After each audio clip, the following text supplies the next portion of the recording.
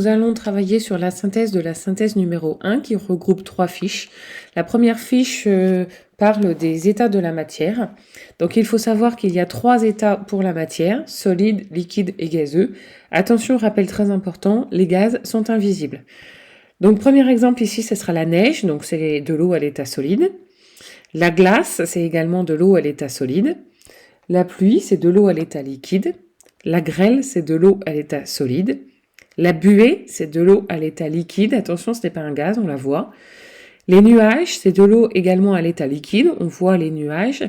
Donc, c'est un réservoir de pluie. Donc, c'est de l'eau à l'état liquide. Le brouillard, on le voit également. Donc, c'est aussi des petites gouttelettes d'eau en suspension. C'est de l'eau à l'état liquide. Et le lac, c'est également de l'eau à l'état liquide. Donc, ici, il n'y a pas de photo d'eau à l'état gazeux, c'est normal, un gaz est invisible, donc on ne peut pas prendre en photo quelque chose qui est invisible. Donc ensuite, il y a les changements d'état. Donc les changements d'état, c'est quand on passe d'un état à un autre. Donc on a les 3 états, solide, liquide, gaz, et le nom des changements d'état, donc il y en a 4 à retenir. Petit exemple, ici, un glaçon qui fond. Donc le glaçon, au départ, il est à l'état solide. À la fin, il est à l'état liquide, donc on a bien une fusion. Deuxième exemple, ici, on fabrique des sucettes en chocolat. Donc au départ, notre chocolat, il est liquide. À la fin, il est solide, donc on a une solidification. Donc vous devez, comme ça, pouvoir trouver dans la vie de tous les jours des exemples et donner l'état initial, l'état final et donc le nom du changement d'état. Alors maintenant, on va voir les propriétés. Donc les propriétés des solides. Donc la propriété d'un solide, c'est qu'il a une forme propre, c'est-à-dire qu'il a toujours la même forme, quel que soit le récipient dans lequel on le place. Donc ici, par exemple, on a mis un glaçon. Quand il reste glaçon ou un autre objet, donc qu'il soit dans l'éprouvette graduée, dans l'Erlenmeyer ou dans le bécher, il garde la même forme. Donc on dit qu'il a une forme propre. Maintenant, pour les liquides, donc il y a 2 propriétés. La première propriété, c'est que les liquides ont une surface qui est plane et horizontale. Donc la surface libre, elle est ici, là, c'est la surface de contact entre le liquide et l'air, donc là, elle est ici. Donc on voit qu'elle est plane, c'est-à-dire toute droite, pas de petites vaguelettes, et elle est toujours horizontale, même si on penche le récipient. Et deuxième propriété pour les liquides, c'est que à l'inverse du solide, le liquide n'a pas de forme propre. Il va changer de forme en fonction du récipient. Donc c'est ce qu'on voit ici. Ici, on voit que la forme, elle est triangle. Ici, elle est carré. Et ici, elle est n'importe quoi. Donc le liquide, il a changé de forme. Donc il n'a pas de forme propre. Maintenant, propriété des gaz. Donc les gaz, ils sont invisibles. On l'a déjà vu pour la plupart. Le gaz n'a pas de forme propre. Et il occupe tout l'espace disponible. Donc, c'est-à-dire qu'ici, par exemple, si on va mettre un liquide dans une bouteille, le liquide va rester ici, il ne va pas occuper toute la bouteille. Par contre, si vous mettez un gaz, il va occuper tout l'espace disponible. Et la deuxième propriété des gaz, c'est qu'ils sont compressibles. Donc, si on les met dans une seringue, on peut réduire le volume, c'est une compression. Donc, ils sont compressibles, c'est quelque chose qu'on ne peut pas faire avec le liquide. Et ils sont également expansibles. C'est-à-dire qu'on va pouvoir augmenter le volume. Si on augmente le volume, il prend tout l'espace disponible et va se répartir partout. Alors que le liquide, il va laisser une petite place qui va être vide, où il n'y aura pas de liquide. Donc voilà pour les propriétés qui sont à retenir sur les 3 états de la matière. Maintenant, nous allons passer à la fiche numéro 2 sur la masse. Donc la masse, au niveau de la définition, c'est une quantité de matière, c'est-à-dire une quantité de solide, de liquide ou de gaz ou d'un mélange de tout ça. L'unité du système international, c'est le kilogramme. Attention, c'est pas le gramme, c'est le kilogramme. Ça, ce sera important pour les classes de 4e et 3e quand vous allez commencer à faire des calculs. Petit rappel très important, lorsque l'on mesure une masse, il faut ne pas oublier de mettre l'unité. Ça, c'est quelque chose que vous oubliez assez souvent. Et pour finir, le tableau de conversion que vous connaissez normalement depuis la primaire. Donc ici, on aura les kilogrammes, hectogrammes, décagrammes, grammes, décigrammes, centigrammes, milligrammes. Donc ce tableau, bien évidemment, vous devez le connaître par cœur et vous devez être capable de l'utiliser et de faire des conversions.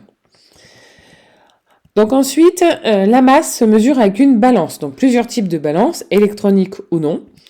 Sur les balances électroniques, on a un bouton qui s'appelle TAR et ça permet de remettre la balance à 0. Pour calculer la masse d'un mélange, il faut additionner les masses de tous les ingrédients et attention, il ne faut pas oublier de les mettre dans la même unité. Donc ici, par exemple, l'unité n'est pas spécifiée. On a par exemple 15 grammes de sucre, 150 grammes d'eau. Quand on va mélanger, on additionne 150 et 15, ça fait 165, donc 165 grammes d'eau sucrée. L'utilisation des balances de Roberval. Donc pour ça, il faut que les deux côtés de la balance soient à égalité et on utilise des masses marquées. Donc là, par exemple, on a un poulet de ce côté. De ce côté, on a mis des masses marquées jusqu'à ce que la balance soit à l'équilibre et on fait le total des masses marquées qu'on a utilisées. Donc là, 2 masses d'1 kg, une masse de 100 grammes. Vu qu'on n'est pas dans les mêmes unités, il va falloir convertir. Donc 1000 grammes plus 1000 grammes plus 100 grammes, ça nous fera au total 2100 grammes. Donc voilà ce que vous avez à retenir pour l'essentiel de la fiche 2 sur la masse. Maintenant, on passe à la dernière fiche qui est sur le volume. Donc la définition du volume, c'est que c'est l'espace occupé par un corps. Donc un corps, je rappelle, c'est un solide, un liquide ou un gaz, ou un mélange de tout ça. Alors, très important, parce que ça, c'est quelque chose sur lequel vous vous trompez souvent, il ne faut pas confondre la masse et le volume. Donc, la masse, c'est de savoir si quelque chose est lourd ou léger. On se fiche de savoir si c'est gros ou petit. Par contre, le volume, c'est de savoir justement si c'est gros ou petit. On se fiche de savoir si c'est léger ou si c'est lourd. Donc, typiquement, c'est le cas d'un carton. Deux cartons identiques dans lesquels on va mettre dans le premier des plumes et dans le deuxième du plomb. Vu que les cartons sont identiques, le volume sera le même. Par contre, le carton de plumes sera très léger, donc il aura une masse faible, et le carton avec le plomb sera lourd et il aura une masse importante. Donc attention, ne pas confondre la masse et le volume. Donc l'unité du système international, c'est le mètre cube. Donc ça, pareil, important à retenir pour les classes de 4e et 3e, mais on utilise assez souvent le litre. Comme on a vu pour la masse, toujours ne pas oublier l'unité derrière le chiffre.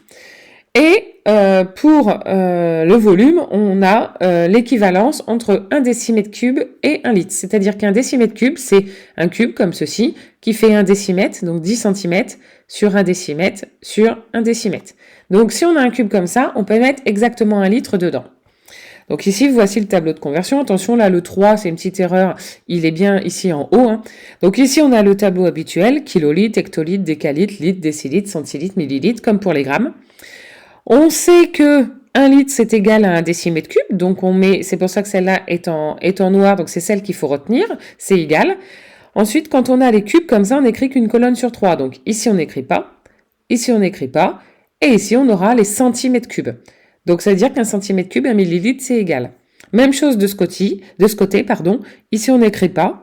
Ici, on n'écrit pas. Et ici, on aura les mètres cubes.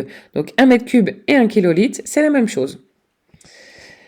Alors, pour mesurer le volume, on va utiliser un appareil qui s'appelle une éprouvette graduée. Donc là, vous pouvez voir qu'il y en a de plein de tailles différentes. Dans la vie de tous les jours, en fait, vous avez aussi des éprouvettes graduées sans vous en rendre compte, comme sur un verre doseur, sur des verres aussi de temps en temps, un biberon. Tout ça, c'est l'équivalent d'une éprouvette graduée. Pour lire correctement sur une éprouvette graduée, donc il faut bien regarder les graduations, comprendre de combien en combien on va au niveau des graduations. Et vous voyez, normalement, il y a une forme comme ça, toujours un petit peu arrondie, c'est ce qu'on appelle le ménisque, ici, le ménisque. Et pour lire correctement, on se place en bas du ménisque. Donc ici, on aurait 40, 41, 42, donc 42 millilitres de liquide. Pour mesurer le volume d'un liquide, facile, on place la quantité de liquide dans une éprouvette graduée, adaptée en fonction de la quantité de liquide que l'on a, et on lit les graduations. Quand on a un volume d'un solide à mesurer, c'est un petit peu plus compliqué. Donc, on utilise une éprouvette graduée dans laquelle on met une certaine quantité d'eau. Donc, cette quantité d'eau, on la note, on l'appelle V1 pour volume numéro 1. Ensuite, on rajoute notre objet. Donc, on voit que le volume, il augmente. Donc, on a un deuxième volume qu'on appelle V2.